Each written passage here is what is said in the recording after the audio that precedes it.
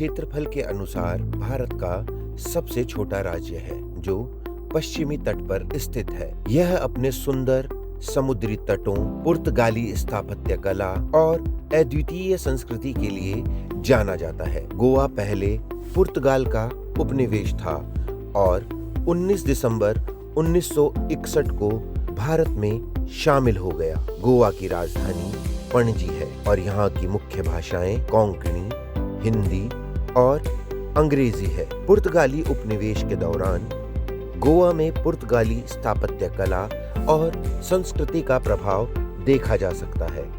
गोवा की संस्कृति में भारतीय और पुर्तगाली परंपराओं का मिश्रण है। आर्थिक गतिविधियों में मुख्यतः पर्यटन, कृषि और मछली पालन सम्मिलित है। जैसा कि हम सभी जानते हैं कि गोवा की कला और संस्कृति का पूरे देश में अपना एक विशेष स्थान है और पूरे देश विदेश में यहाँ की टेराकोटा कला बहुत प्रसिद्ध है और प्राचीन काल से चली आ रही इस कला का प्रमाण हमारे इतिहास में है। इसका समृद्ध इतिहास और विविधता हमारी विरासत में गहराई से निहित है। सिंधु घाटी सभ्यता के समय से ही मिट्टी के बर्तन बनाना हजारों वर्षों से भारत में एक महत्वपूर्ण कला रही है। देश के विभिन्न क्षेत्र स्थानीय परंपराओं और सांस्कृतिक प्रभावों को दर्शाते हुए अनूठी शैलियों और तकनीक का दावा करते हैं, लेकिन टेराकोटा गोवा की कला अत्यंत सुंदर है। इसमें उपयोगी बर्तनों से लेकर जटिल सजावटी टुकड़ों और मिट्टी के बर्तन अपने रचनाकारों के कुशल शिल्प कौशल और कलात्मक प्रतिभा को प्रदर्शित करते हैं। आज पारंपरिक मिट्टी के बर्तन बनाने की प्रथाएं आधुनिक नवाचारों के साथ मौजूद है, जिससे भारत की मिट्टी की बर्तन संस्कृति इसकी कलात्मक विरासत का एक जीवंत और अभिन्न अंग बन गई है। टेराकोटा या पकी हुई मिट्टी गोवा में मिट्टी के बर्तनों के सबसे पुराने और सबसे व्यापक रूपों में से एक है। अपने विशिष्ट भूरे लाल रंग के लिए प्रसिद्ध इस मिट्टी के बर्तनों की जड़ें गोवा के उत्तरी और दक्षिण इलाकों में है।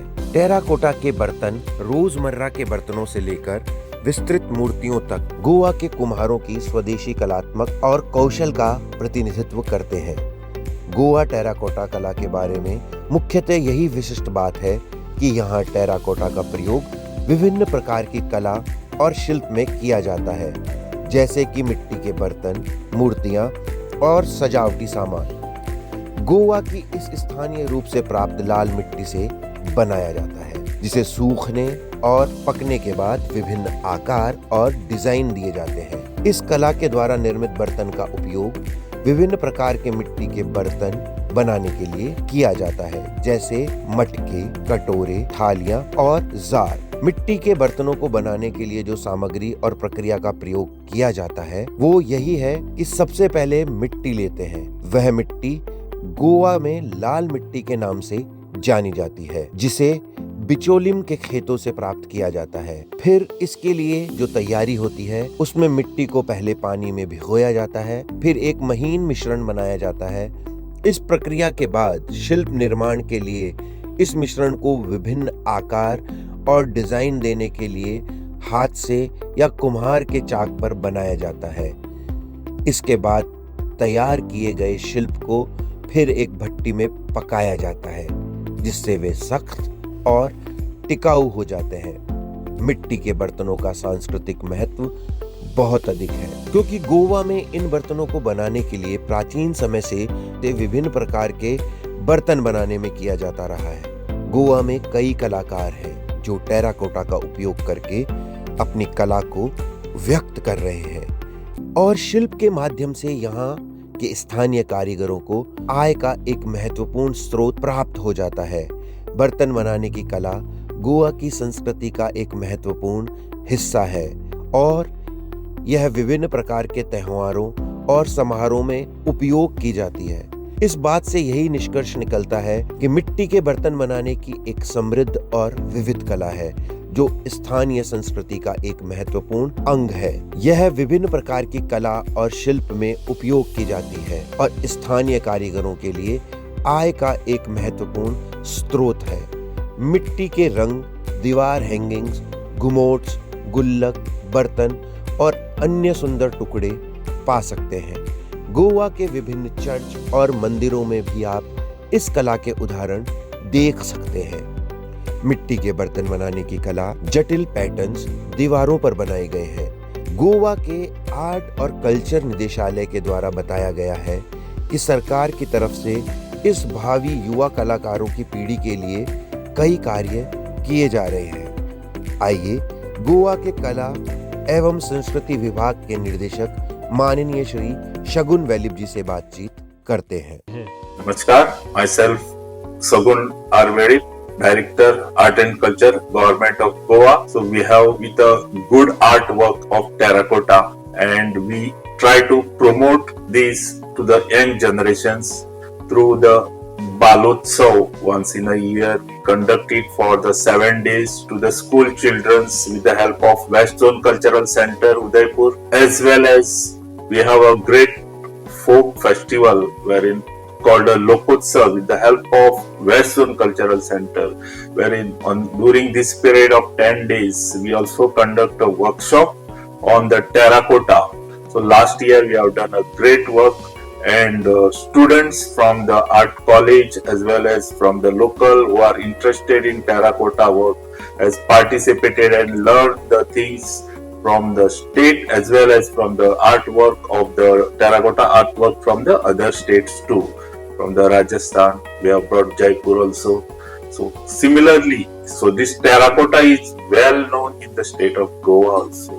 So we have a big state instrument which is used during the Ganesh festival, and which is a very famous instrument, and it's declared as in 2019 as a state instrument of the Goa.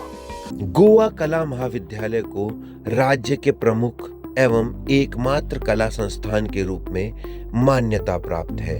Goa अकादमी द्वारा वर्ष 1972 में स्थापित इस महाविद्यालय को जून 1983 में गोवा सरकार के शिक्षा विभाग के अधीन लाया गया था।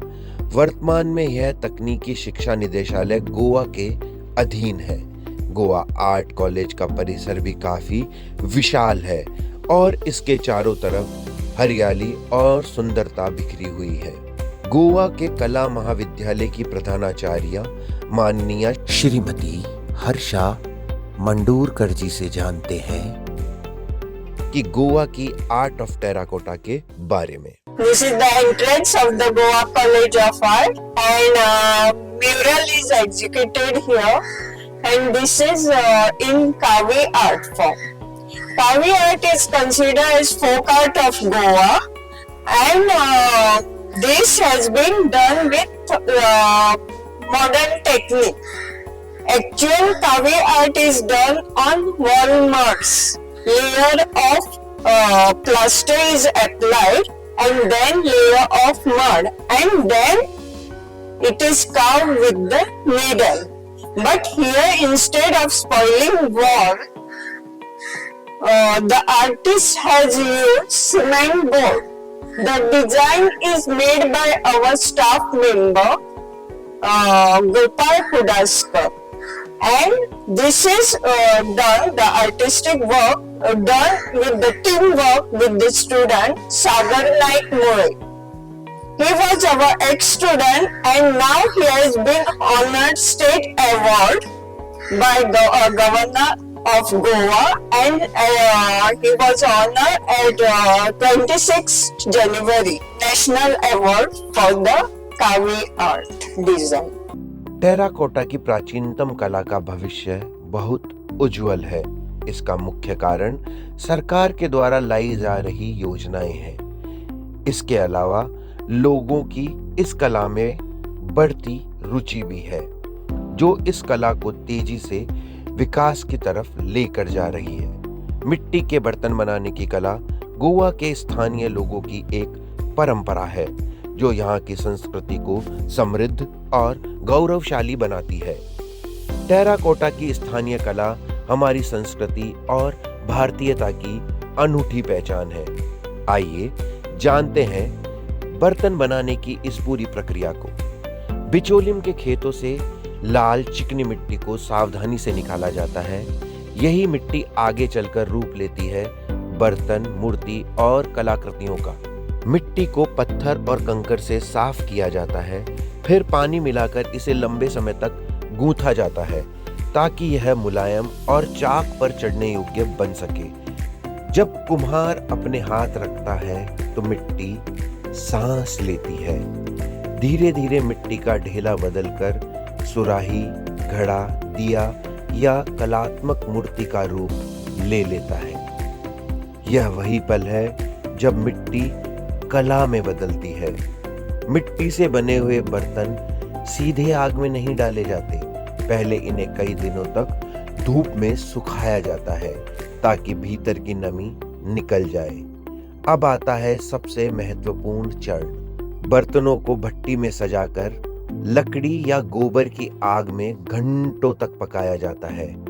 इस प्रक्रिया से बर्तन मजबूत और टिकाऊ बन जाते हैं। पकाने के बाद बर्तनों को प्राकृतिक रंगों से सजाया जाता है।